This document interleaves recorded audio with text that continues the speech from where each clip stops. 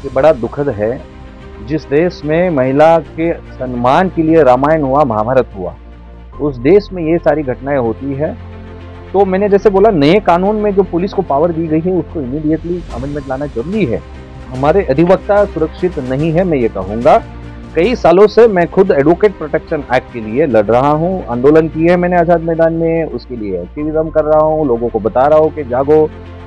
कई सारे अटैक्स जो है एडवोकेट पे, ओनली एडवोकेट की गलती है बोल के किए जाते हैं। तो इसके ऊपर एक लॉन्ग पेंडिंग डिमांड है कि एडवोकेट प्रोटेक्शन एक्ट किया जाए। नमस्कार, मैं मोबिन नाजरेद और स्वागत आपका हमारे चैनल मावले सफार मीडिया में।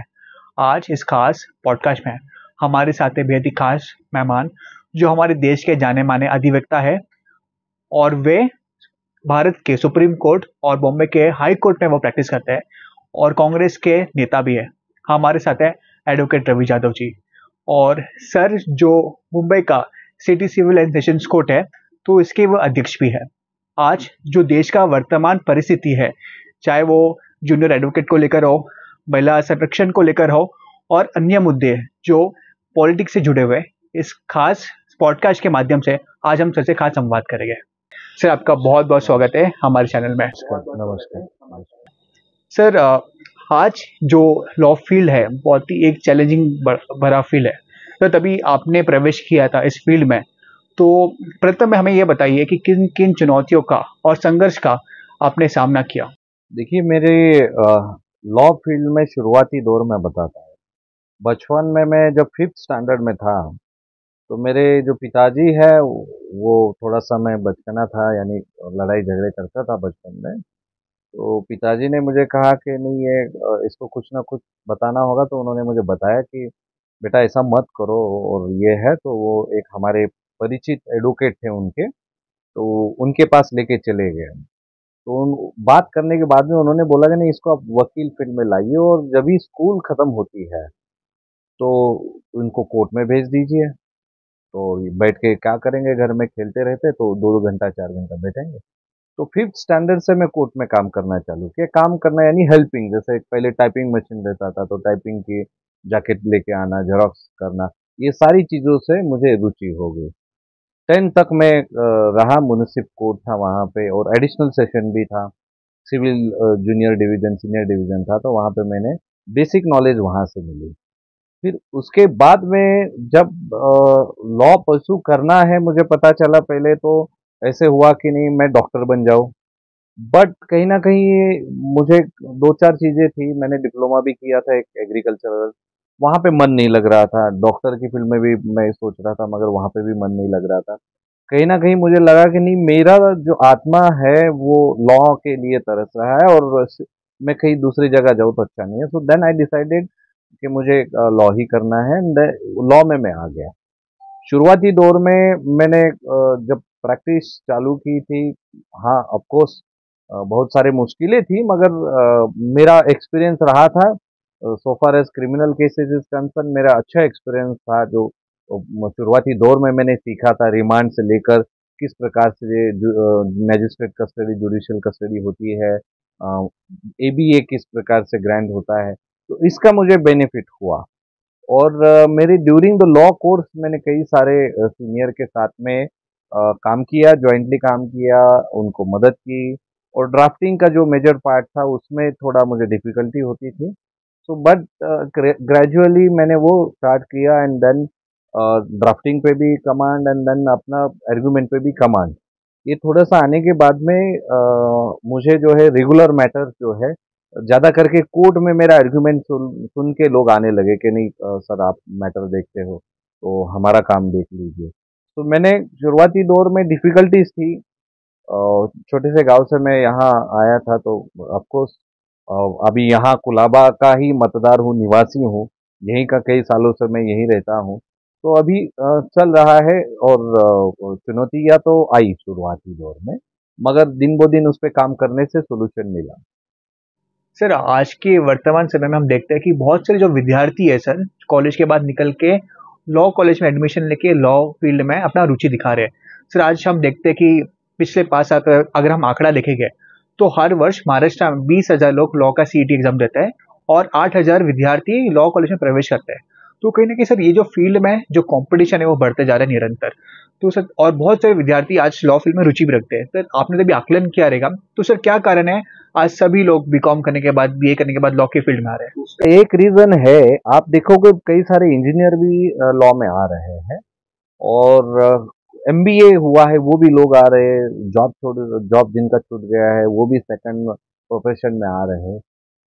ये अच्छी भी बात है और बुरी भी बात है। मैं अच्छी इसलिए कहूँगा कि लोग जो चूज करके आ रहे हैं उनके लिए अच्छी बात है, मगर जो परिस्थिति आज देश भर में है, बेरोजगारी का स्तर बढ़ा हुआ है, अन्याय जो है जैसे देख रहे हो वो हो रहा है, तो कई सारे लोग ऐसे हैं कि उनके ऊपर अन्याय हुआ तो केस लड़ लिया और फिर लॉ प्रोफेशन में आए हैं।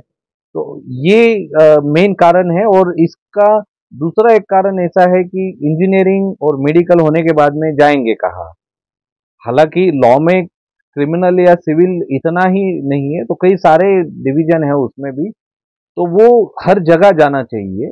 और एक अच्छी एग्जाम जो बार काउंसिल अभी ले रही है, जो बार काउंसिल की एंट्रेंस एग्जाम होती है एडमिशन के लिए, वो भी एक अच्छा स्टेप है। और दूसरा, प्रैक्टिस करने के लिए जो बार बीसीआई की एग्जाम होती है वो थोड़ी सी कठिन कर दी जाए, जैसे सीए का होता है, फिल्टरिंग हो जाता है। तो वो ऐसा होगा कि हमारे यहाँ पे अच्छे से पढ़ाई करके लोग आएंगे। अभी हो रहा है क्या है, कुछ नहीं हुआ तो लॉ में आ जाओ, ये जो ट्रेंड बन रहा है ये बड़ा विघातक है। जिससे आगे जाके जो पहले होता था कि नहीं, एक एडवोकेट को नोबेल प्रोफेशन या फिर आगे उसको ये करते थे, मगर अभी कंपटीशन बढ़ गया तो ऑब्वियसली वहां पे स्पर्धा में तो लड़ाई झगड़े है ही। तो अटैक्स भी कई सारे, मैंने एडवोकेट पे अटैक्स जो होते हैं उनकी स्टडी की, तो ये कंपटीशन बढ़ना ये भी एक रीजन है, बहुत सारे और भी रीजन है। तो ये चिंताजनक भी है और वेलकम वाली भी स्टेप है। But the condition is that the bar council has to put some strict rules and measures, so that there should be a exam which will, like now अभी तो चल रहा है, उससे भी स्ट्रांग उसमें ये किया जाए तो अच्छा होगा। सर हम देखते हैं कि जो लॉ फील्ड है एक बहुत ही कठिन फील्ड है। सर बात ये है कि हमारे फील्ड में सर कॉन्टेक्ट होना बहुत स्ट्रांग है। सर एग्जाम्पल, आपको तभी सनद मिला, आपको लाइसेंस मिला प्रैक्टिस करने का, आपने भी इसका कोई चेंबर ज्वाइन किया रहेगा, कोई सीनियर के अंडर आपने कार्य किया रहेगा। सर ये फील्ड में कितना जरूरी है कॉन्टेक्ट होना ताकि आपको क्लाइंट्स मिले?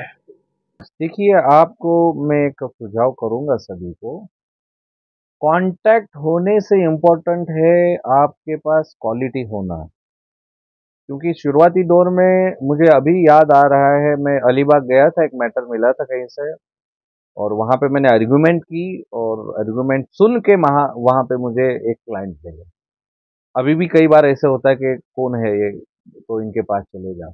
आपके पास क्वालिटी होगी तो आपने देखा होगा हाई कोर्ट में भी कई सारे एडवोकेट्स अप्रोच होते हैं। अभी मेरे जो जूनियर है उनको मैंने जो ट्रेन किया हुआ है वो आर्ग्यू करते हैं, तो देख के बोल देते अरे कौन से चैम्बर में क्या है, तो वो अपने इसमें ये हो गए। तो मैंने यहाँ पे जो ट्रेन किया है कि कॉन्टेक्स्ट के इम्पोर्टेंट ये है कि क्वालिटी क्वालिटी में क्या है, आपको बेसिक नॉलेज हो फाइलिंग का, प्रोसीजर का, मेंशनिंग से लेकर आप लास्ट तक किस प्रकार से कोर्ट में एथिक्स एंड इटिक्विट्स का पालन करना चाहिए, ये सारी चीजें होनी चाहिए। ये अगर है तो आपको कोई नहीं रोक सकता है। एक तो क्लाइंट आइडेंटिफाई कर लेते हैं, सीनियर्स आइडेंटिफाई कर लेते हैं और फिर वो काम देना चालू कर देते हैं।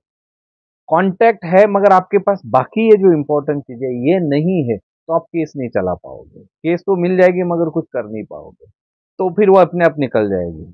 हाँ, एक वो है कि किन एंड किथ जो है, जिनका ऑलरेडी स्टैब्लिश है, उनको थोड़ा सा रेडीमेड प्लेटफॉर्म मिलता है, मगर जो फर्स्ट जनरेशन लॉयर है उनको क्वालिटी होना जरूरी है और डेडिकेशन इसी में रखना है आपको। कंसिस्टेंसी, डेडिकेशन एंड उसमें आपको कंटिन्यूएशन रखना जरूरी है, तो आपको जरूर इसमें सफलता मिलेगी। सर आज लॉ फील्ड में हम देखते हैं सर कि लॉ फील्ड एक कॉरपोरेट की तरह जा रहा है। सर जितने भी एडवोकेट्स हम देखते हैं वो मनी माइंडेड हो गए हैं। पहले हम कहते थे कि सर लॉ जो फील्ड है ये एक नोबल प्रोफेशन है, और हमारे देश को जो आज़ादी मिला है तो उसमें सबसे बड़ा योगदान और भूमिका एडवोकेट्स ने सर निभाया है। परंतु सर आज कहीं ना कहीं लॉ फील्ड भी कॉर्पोरेट फील्ड की जैसा हो रहा है। बहुत पैसों की वर्षा हो रही है, बारिश हो रही है। सर इसको आप कैसे आकलन करते हो कि आने वाले समय में सर भविष्य में क्या लोगों को न्याय मिल पाएगा, या फिर उस सेटलमेंट में आके सर आज केस रुक जाता है? नहीं, मैं आपसे सहमत नहीं हूँ। आज भी जैसे कई सारे एडवोकेट हैं प्रो बोनो बेसिस पे केसेस लड़ते हैं। मैं खुद 1 रुपए फीस लेके हमने केसेस का एक कंसेप्ट निकाला है, जो गरीब है, पुअर है, उनके लिए। हाँ, कॉरपोरेट फर्म वाले हैं और कई सारे एडवोकेट जो पैसे के पीछे भागते हैं, वो सरासर गलत है। एडवोकेट का पहला कर्तव्य जो है, जो धर्म है, वो ये है कि क्लाइंट की जो केसेस है उसके लिए न्याय दे, और फीस की जो है हम कहते हैं कि नहीं, इतना ही फिक्स करके नहीं जाना चाहिए। गरीब आदमी है तो कहाँ से देगा? आपका खर्चा निकले और उसका काम चले, ये लेके जाना होगा। और बहुत गरीब है तो उसको लीगल एड की तरफ से वकील देने का प्रयास करो, आप गाइड करो। हर 10 केसेस में से 2 केसेस आपके गरीब के करना जरूरी है, सो दैट हम जो है समाज के प्रति एक नोबेल प्रोफेशन में है, ये मैसेज हम पहले देते थे, अभी भी दे रहे हैं। हाँ, स्पर्धा बढ़ने की वजह से या इसमें कई सारे कॉरपोरेट फर्म जो है अभी एक्टिवेट हो रही है, वो लिटिगेशन में पहले नहीं आती थी, अभी लिटिगेशन में भी आ रही है, तो कंपटीशन और मनी माइंडनेस थोड़ा बढ़ रहा है। But there are many people who believes कि नहीं, लोगों की सेवा करना ही मेन इंपॉर्टेंट है। जैसे मैंने बताया कि हमने महिला और SC ST इनके खिलाफ में केसेस हो, फिर कामगार के खिलाफ वाली केसेस हो, वो इंडस्ट्रियल वर्कर्स है, तो उनके लिए हम 1 रुपी जो है लीगल क्लिनिक हमने चालू किया है, जिससे लोगों को हम मुफ्त फ्री गाइडेंस और लीगल ओपिनियन देते हैं, और मैंने केसेस भी लड़ी है। सर हाल ही में भारत में 3 न्यू क्रिमिनल लॉ पारित हुआ है, BNS, BNSS और भारतीय साक्ष्य अधिनियम।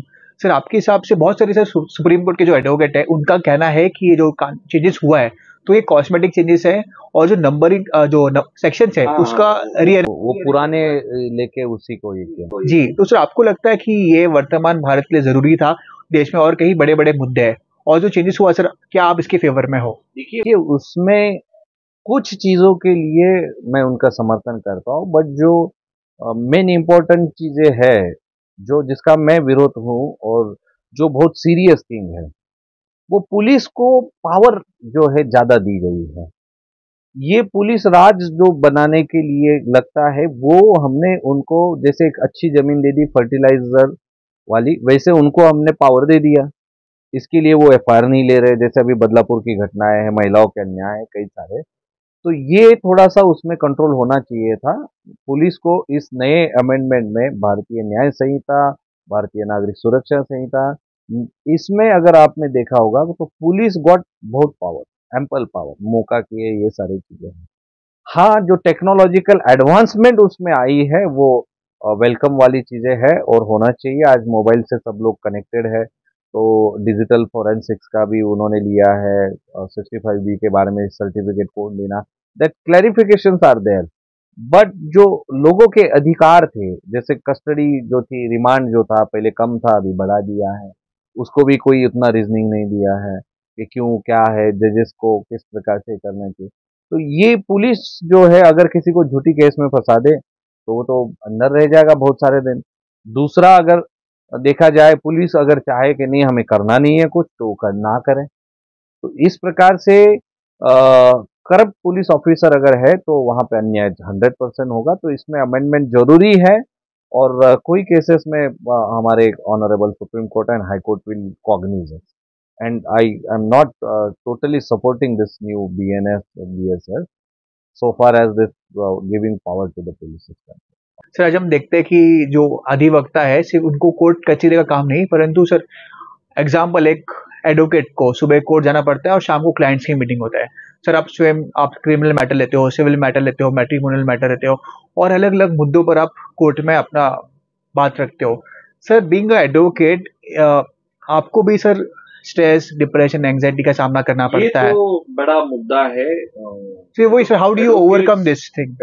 बड़ा मुद्दा है। एडवोकेट्स जो है वो, मैं तो कहूँगा कि नींद के जो आवर्स है वो छोड़ के बाकी के आवर्स में स्ट्रेस में रहते हैं। बहुत सारी ये चीज़ें रहती है, कोर्ट के मैटर कब लग रही है, लग रही है। तो ये health is the wealth, main important है। तो वकीलों को एक तो अच्छा खाना खाना चाहिए, आप ड्राई फ्रूट्स खाइए, एक्सरसाइज करनी चाहिए या वॉक करना चाहिए।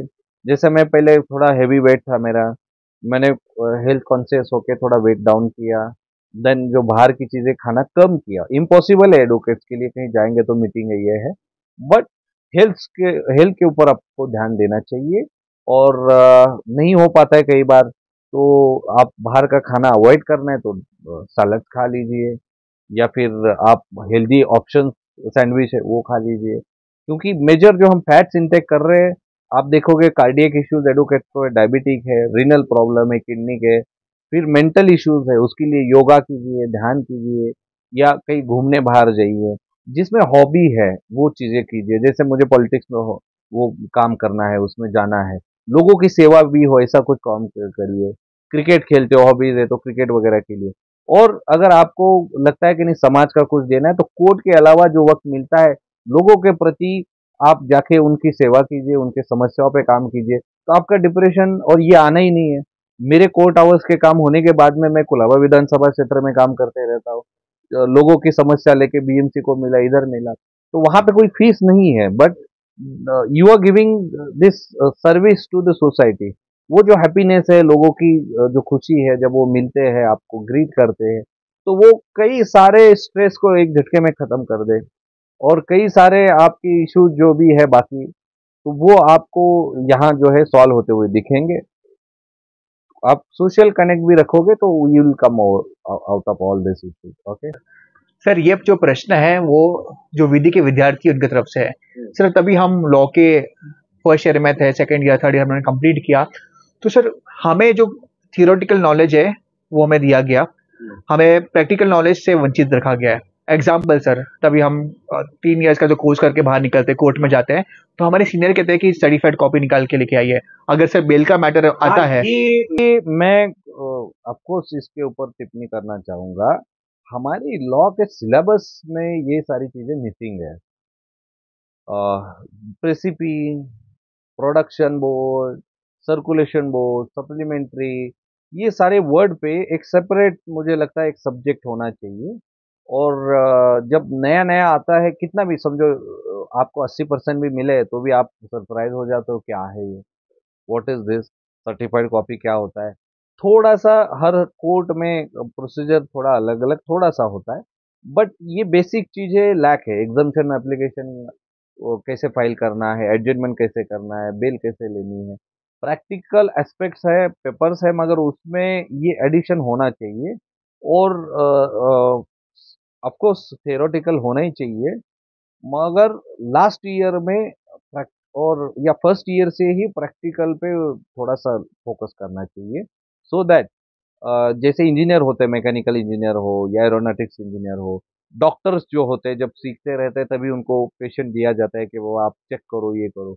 वैसा एडोकेसी में उतना स्ट्रांग सिस्टम नहीं है। फिलहाल कई सारे कॉलेजेस करते हैं मूट कोर्ट वगैरह, but practical experience is something different than the moot court. Okay. Sir क्योंकि आप सुप्रीम कोर्ट के भी एडवोकेट हो, सर क्या क्या सॉल्यूशंस आप बार काउंसिल को देना चाहोगे कि प्रैक्टिकल ट्रेनिंग हम फर्स्ट ईयर से चालू करना चाहिए? सी मैं देश के कई सारे हाई कोर्ट में जा चुका हूँ, अपील हो चुका हूँ, सुप्रीम कोर्ट मेंबर भी हूँ बार का एसोसिएशन का। एंड देन यहाँ इलेक्टेड बार प्रेसिडेंट हूँ Bombay city civil sessions court bar association का। ऐसा है कि bar council of Maharashtra and Goa and of course BCI bar council of India, ये अच्छे प्रोग्राम यहाँ महाराष्ट्र में खास करके प्रोग्राम अभी चल रहे हैं।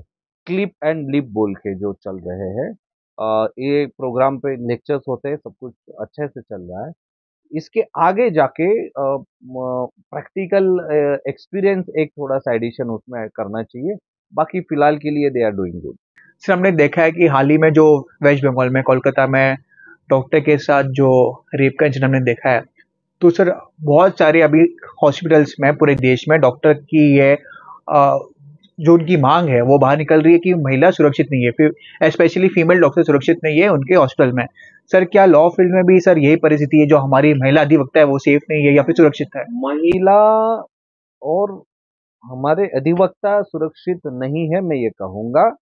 कई सालों से मैं खुद एडवोकेट प्रोटेक्शन एक्ट के लिए लड़ रहा हूँ, आंदोलन किए हैं मैंने आज़ाद मैदान में, उसके लिए एक्टिविज्म कर रहा हूँ, लोगों को बता रहा हूँ कि जागो, कई सारे अटैक्स जो है एडवोकेट पे, ओनली एडवोकेट की गलती है बोल के किए जाते हैं। तो इसके ऊपर एक लॉन्ग पेंडिंग डिमांड है कि एडवोकेट प्रोटेक्शन एक्ट किया जाए, जिससे प्रोटेक्शन मिले। और महिला अधिवक्ताओं के लिए खास करके जो है, मैंने प्रयास किया हुआ है हमारे Bombay city civil sessions court bar में।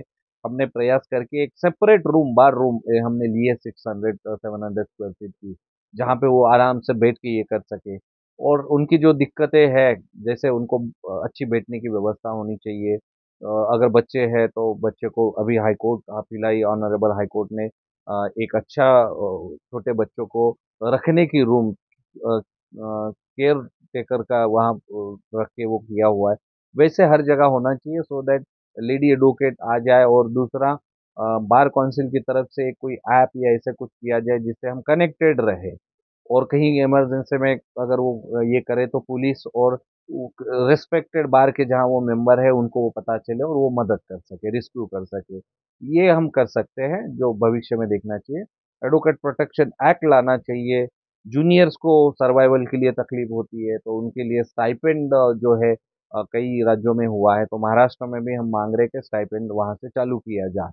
और ऑनरेबल जस्टिस चंद्रचूड़ साहब ने भी ये बोला है सुप्रीम कोर्ट में कि देयर इज अ नीड, तो वो मिलनी चाहिए, सो दैट जो जूनियर है वो ग्रो हो सके। रवि सर, आपका जो स्ट्रेंथ है वो एक क्रिमिनल केस को लेकर है। सर, काफ़ी वर्षों से अपनी क्रिमिनल फील्ड में अपने प्रैक्टिस कर रहे हो।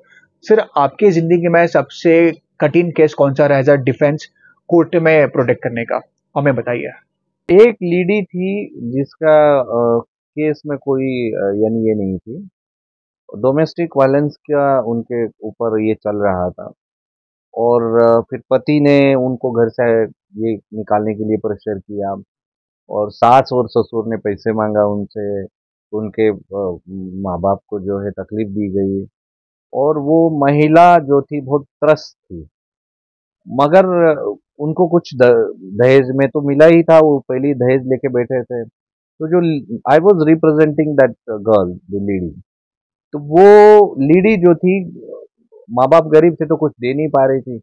तो जो सास थी उसने प्लानिंग करके, यानी थोड़ा सा मिट्टी का तेल छिड़क के खुद को आग लगा लिया और ऐसे दिखाने का प्रयास किया उसने कि मैं जो है, मुझे इसने जो है आग लगाने का। मगर हुआ उल्टा, जब she was trying to this thing, आग लगा ली और ये कर रही थी उसको बंद किया जाए, तो पूरा उसका बॉडी जल गया। और जलने के बाद में आरोप ये हुआ कि जो अब मेरी क्लाइंट थी, इन्होंने उनको किया है। और फिर 80%, 85%, 90% बॉडी तो जली थी। तो डाइंग डिक्लेरेशन में भी आ गया कि नहीं, ये तो जो है, ये इसने किया है, लड़की ने किया है। तो देयर पेरेंट्स अप्रोच मी, उन्होंने बोला कि सर हमारी लड़की को ऐसे ऐसे था, और ये उसको फंसाने के चक्कर में थे, मगर ये केस ऐसे हुआ है और उसको पुलिस ने अरेस्ट की है। मेरे हिसाब से वो डिफिकल्ट केस था। आई गॉट अ बेल, 20-25 दिन में मैं वो जो लेडी थी उसके लिए बेल मैंने ले ली, जिसमें उसको एक्चुअल में फंसाया गया था। जो मेरे इसमें मैं कहूँगा कि एक अच्छा और डाइंग डिक्लेरेशन भी था उस केस में। और सारे एविडेंस जो थे ऐसे बनाए थे कि मेरे क्लाइंट के खिलाफ नहीं। बट जज साहब को मैंने पॉइंट आउट किया कि कई सारे जो पंचनामा में चीज़ें दिख रही थी, तो आर्टिफिशियली क्रिएटेड दिख रही थी। हालांकि वहाँ ये नहीं था कि इस लड़की का कहीं हाथ है। तो शी गॉट अ बेल, और एक 20-25 दिन में ही उसको बेल मिला। हालांकि डाइंग डिक्लेरेशन जिसका हो, बाद में डेथ हुआ हो, तो उस केसेस में बेल जल्दी मिलती नहीं है। मगर वो जो मेरी क्लाइंट थी वो निर्दोष थी, उसका कोई ये नहीं था। हमने कोर्ट में बताया, दिखा दिया कि कितने डिस्टेंस पे वो पंचनामा में दिखा रहे, क्या है, किस प्रकार से इन्वॉल्वमेंट नहीं थी। तो I got a good distinguishable. तो दूसरे एक दो ईडी के केसेस है जिसमें अभी भी हम लड़ रहे हैं, जहां मुझे लगता है उसका मिसयूज बहुत सारा बढ़ रहा है देश भर में। ईडी सीबीआई का वो अलग यंत्रणा है, अलग ऑर्गेनाइजेशन है। उसमें इंटरफेरेंस ऑफ द पॉलिटिक्स और political leader is the bad thing for the future of India. जो हम यहाँ एग्जाम्पल सेट कर रहे हैं कि नहीं, ईडी का केसेस हो जाएगा, फिर आप डर के मारे ये पार्टी से उधर जंप करो, फिर उधर आपको क्लीन हो जाओगे, उधर आपके ऊपर कार्रवाई नहीं होगी। ये भविष्य के लिए एक अधिवक्ता होने के नाते भी बहुत डेंजर है, क्योंकि कल लोग वकील के पास नहीं आएंगे, वो तो कहेंगे पार्टी चेंज कर दूंगा, why I required a senior council and advocate. Party change कर दो तो हो गया, चाहे कोई भी पार्टी हो। तो ये गलत प्रेसिडेंट सेट हो रहा है। मुंबई में बहुत सारे विद्यार्थी आपको फॉलो करते हैं, आपके चैम्बर से बहुत सारे विद्यार्थी निकल के आज अच्छे अधिवक्ता बने हैं। सर, सवाल विद्यार्थियों का है। सर, हमारे एलएलबी डिग्री होने के बाद क्या विद्यार्थी को एलएलएम करना चाहिए, नहीं करना चाहिए? डिपेंड है कि उनकी क्या स्थिति है, मगर मेरा ये कहना है शिक्षा लेना जरूरी है। आप का इंटरेस्ट जिस चीज में है, फील्ड में है, एलएलएम इन बिजनेस लॉ हो, कॉन्स्टिट्यूशनल हो, क्रिमिनोलॉजी हो, वो जरूर कीजिए। वो एडिशन रहेगा आपके लिए। कल आप जुडिशियल एग्जाम में चले जाएंगे तो आपके लिए वो एक प्लस पॉइंट होगा। उसी के अलावा साथ ही साथ diploma in taxation, cyber law, कई सारे सिक्योरिटीज लॉ है, ये डिप्लोमा भी आप कीजिए, जिससे आपको कल प्रैक्टिस में जो हम बोल रहे कि कंपटीशन बढ़ेगा, तो आप अपना डिप्लोमा रहेगा तो साइड लेके आप जैसे टैक्सेशन किया तो टैक्सेशन में चले गए, जीएसटी की प्रैक्टिस भी अच्छी है, सिक्योरिटीज लॉ में चले जाइए, सिक्योरिटीज लॉ में आपका अच्छा करियर हो सकता है, तो दैट विल हेल्प। सर, बात ये भी कि बहुत सारे आज जो स्थानीय रहवासी हैं, उनका विश्वास जुडिशरी से हटते जा रहा है। वो कहते हैं कि अगर मैटर हमारा कोर्ट में चाहता है तो सर एक क्रिमिनल मैटर भी, जैसा अब निर्भया केस को 7-8 साल लगे थे सब पूरा होने के लिए, सर एक सिविल मैटर, एक प्रॉपर्टी मैटर ही अगर सिविल कोर्ट में जाता है तो 20-20 साल तक न्याय नहीं मिलता है सर। तो सर लोगों का जो विश्वास है जुडिशरी से हट रहा है, तो सर सरकार ने, बार काउंसिल ने क्या कदम उठाने चाहिए कि जो केसेस है वो 2-3 साल के दरमियान ही खत्म हो? के लिए हमारे ऑनरेबल हाई कोर्ट और सुप्रीम कोर्ट बहुत अच्छा काम कर रहे हैं, और they are giving us judgement, direction, timely manner में मैटर चलाइए, ये सब चल रहा है। गवर्नमेंट को मेरा वही है कि कोर्ट्स में इंफ्रास्ट्रक्चरल इम्प्रूवमेंट होनी चाहिए, और most important thing is staff नहीं है। मेरे खुद के बार का मैं बात बताता हूँ, जजेस की नियुक्ति नहीं होती है, स्टाफ नहीं है, ट्रेनिंग नहीं है, तो वो लैक है। It is the duty of a state government to provide all this. तो वहाँ फेल्यूर हो रहा है, और वो अगर मिल जाए तो अच्छे से चलेगा।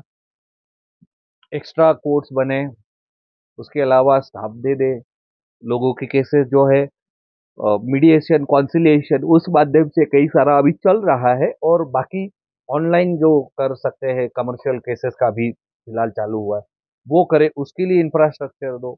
तो ये सारा करेंगे तो फिल्टर करके जो ट्रिब्यूनल्स है उनके लिए भी एक्स्ट्रा जो है डिस्ट्रिक्ट लेवल पे भी कर दे, तो केसेस जल्दी खत्म हो जाएगी, वरना पेंडिंग रेशियो ज़्यादा हो जाएगा। ये करेंगे तो हम जस्टिस डिलेड, जस्टिस डिनाइड वाला जो ये है, उसको कहीं ना कहीं रोक सकते हैं, वरना तो वैसे लोगों का विश्वास जीतने के लिए आपको ये करना ही होगा। तारीख पे तारीख वाला अभी नहीं चलेगा। लोगों को आपने देखा होगा कल के एग्जाम्पल में इंस्टेंट जस्टिस एक नया कंसेप्ट आ रहा है, तो वो इंस्टेंट जस्टिस आपको देना ही पड़ेगा, आज नहीं तो कल वो आपके यहाँ आने वाला है। वो आपके दरवाजा पे आके खटखटा रहे कि नहीं, now we are don't have time of 20 years, 10 years और 5 years also, we want it to day basis. आज से चालू हुआ तो जितना टाइम लगेगा उतने में ये हो जाए। तो एटलीस्ट जो सेंसिटिव केसेस है, इंपॉर्टेंट केसेस है, उसको तो डे बेसिस चलाना जरूरी है।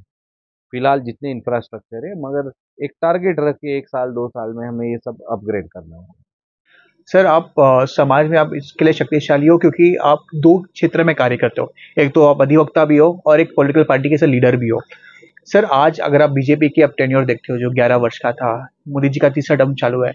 सर, बीइंग एडवोकेट की नज़र से ये जो कार्यकाल ये तीसरा कार्यकाल उनका चल रहा है, इसको आप कैसे देखते हो? क्योंकि आज बेरोजगारी का स्तर है, बढ़ता जा रहा है, इन्फ्लेशन है और हर समाज में जो समस्या है आज हमारे सोसाइटी में हमें देखने को प्राप्त होता है। ये बड़ा दुख होता है कभी कभी मुझे कि सिटिंग जजेस जो है वो टिकट लेके यानी रिजाइन करते हैं और टिकट लेके इलेक्शन लड़ते हैं, और जो गवर्नमेंट के पीपी है वो इलेक्शन में एंट्री करते हैं, और जो है उसमें जाके फिर वापस गवर्नमेंट पीपी बनते हैं।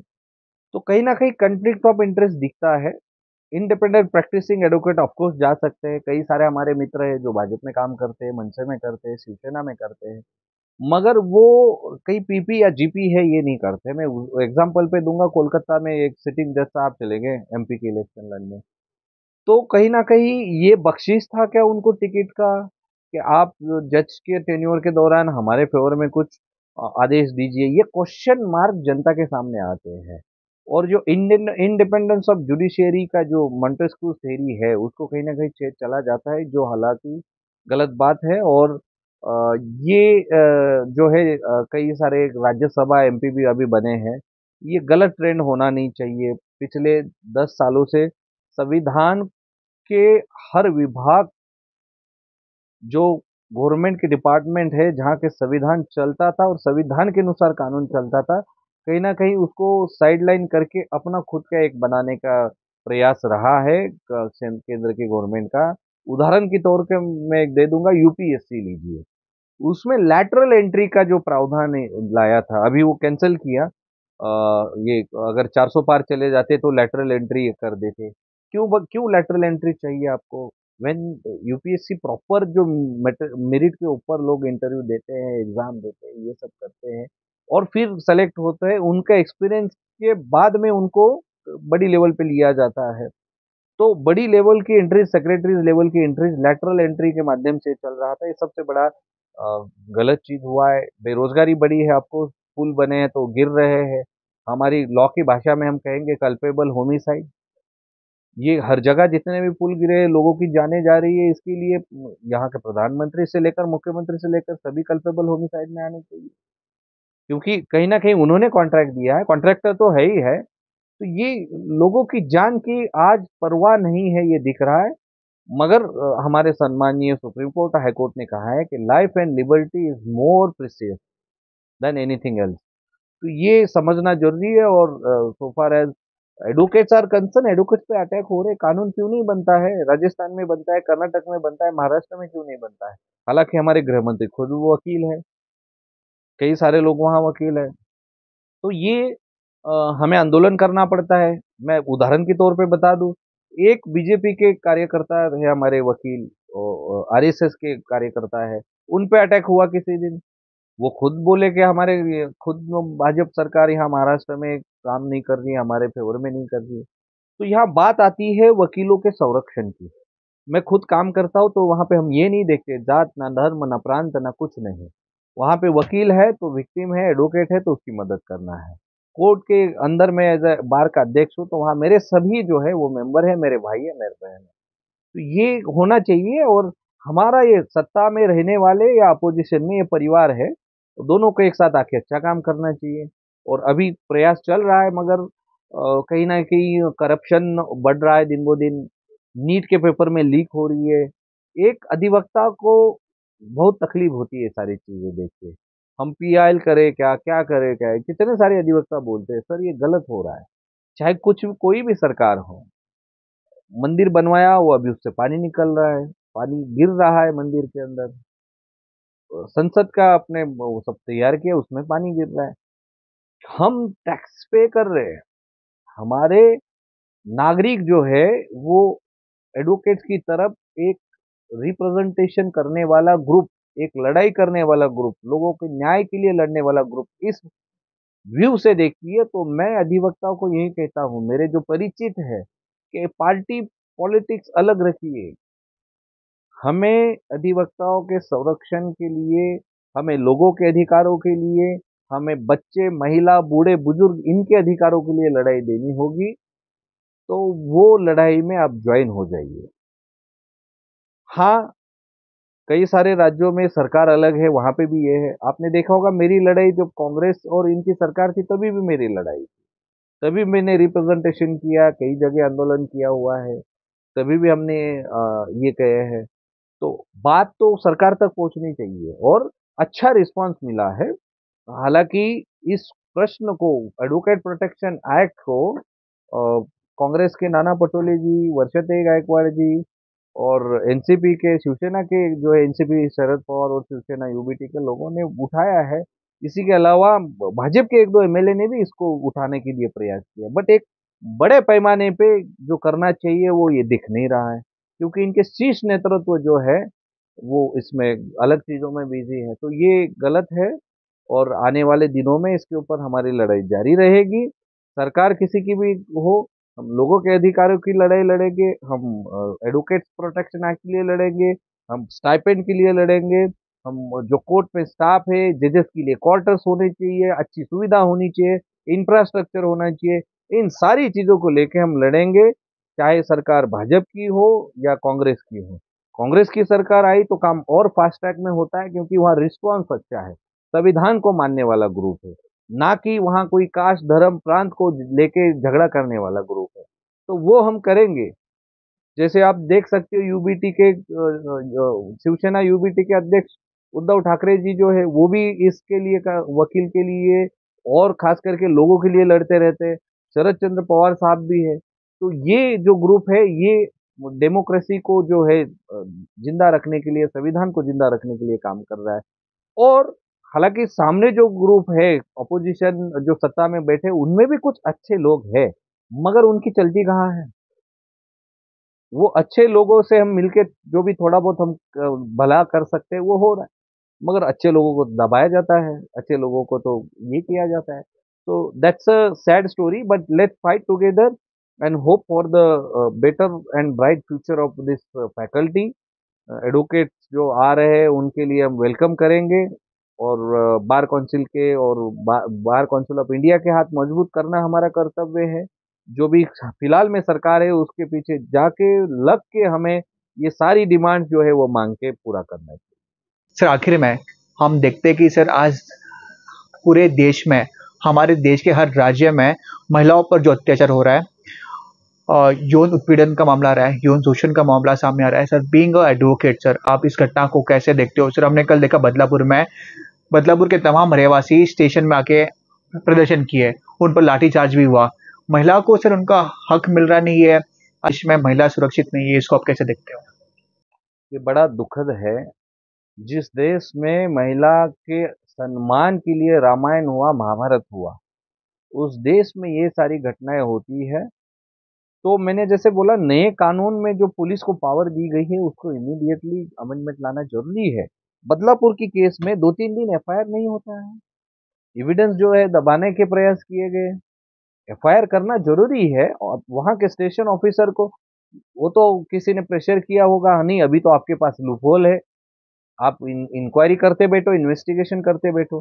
कॉग्निजेबल केस है ये, इतनी बड़ी दुर्भाग्य है कि वहाँ, यानी ये पुलिस वालों ने इमीडिएट एफआईआर करना चाहिए था, नहीं किया। वो पुलिस वालों को लोगों ने मारा नहीं। ये हमारा दुर्भाग्य है कि ऐसे लोग वहां आए, उनको सस्पेंड करके घर भेजना चाहिए, और जो आरोपी है उसको पकड़ना चाहिए, और ड्यू प्रोसेस ऑफ लॉ के अनुसार fast track day to day hearing होनी चाहिए। लोगों की मांग है कि अमी इमीडिएटली हैंग करो, ये क्यों हुआ? इंस्टेंट जस्टिस क्यों मांग रहे? हम जिम्मेदार है, सारे वकील और जुडिशियरी ये जिम्मेदार है, सारे ये जो पॉलिटिशियन बैठे वो सबसे ज्यादा जिम्मेदार है इसमें। क्योंकि मैंने जैसे बोला, इंफ्रास्ट्रक्चर नहीं है, जजेस भी प्रयास कर रहे हैं, नए स्टाफ नहीं है, वकीलों के लिए सुरक्षा नहीं है, पुलिस स्टेशन में उनको ज्यादा पावर दे दी, तो करप्शन बड़ा है। उन इनके एमएलए पुलिस स्टेशन में गोलीबारी करते, अंबरनाथ वो एरिया में आपने देखा होगा। ऑफ कोर्स, तो ये हो रहा है तो लोगों में ये क्राइम बढ़ते जा रहे हैं। ये रोकने के लिए हमें एक साथ आना होगा। किसी की, हमारे भारत माता की जो कोई भी बेटी हो, कोई भी माता हो, उसकी संरक्षण करना हमारा काम है। हर निवासी, विदेश से हमारे यहाँ एक महिला आई थी ट्रैवलिंग करने, उसके साथ में किस प्रकार से दुर्व्यवहार किया गया, ये सारी चीजें गलत है। और महिला का सम्मान हमारा गीता हो, बाइबल हो, हर जगह दिया गया है, हर धर्म में लिखा गया है, हर प्रांत में उसके लिए युद्ध हुए हैं। तो ये जो लोगों का एक मैसेज है सरकार के लिए कि अभी जागो आप, उसमें अमेंडमेंट्स लाइए, उसमें फास्ट ट्रैक पे केसेस चलाइए, डे टू डे हियरिंग रखिए। क्यों नहीं होगा? इंफ्रास्ट्रक्चर दीजिए। और एक ही आदमी को क्यों काम ज्यादा दे रहे हो? आप स्पेशल पीपी अपॉइंट कीजिए, बहुत सारे एडवोकेट बैठे जो एक्सपीरियंस है, क्वालिफाइड है, नॉलेज है। आप खाली 2-3 लोगों को ही बांट रहे हो, आप स्पेशल पीपी, वो कितना केस चलाएंगे? पूरे महाराष्ट्र भर में चलाएंगे, 4-5 साल ऐसे निकल जाते हैं। डे टू डे अगर हियरिंग पे रख देता हो तो इसमें इंस्टेंट जस्टिस मिल जाएगा। हमारी मांग है कि एक तो prevention is better than cure. जितने भी स्कूल है जहां पर भी इसका ऑडिट बनाया जाए सुरक्षा के बारे में, वहां पे जाके चेक करे, जो लोग काम करने वाले उनका क्रिमिनल रिकॉर्ड चेक करे, वो किस प्रकार से बर्ताव करते हैं, उनकी मेंटल टेस्ट की जाए, तो बच्चे सुरक्षित रहेंगे। और ये बच्चों के खिलाफ में ये जो चल रहा है, ये बड़ा जघन्य अपराध है। दुनिया भर में कड़क कानून है इसके लिए, और यहाँ इंडिया में वो होना चाहिए, महाराष्ट्र में वो होना चाहिए। सर आपका बहुत बहुत धन्यवाद सर, आपने कीमती समय दिया इस खास मुलाकात के लिए। Thank you.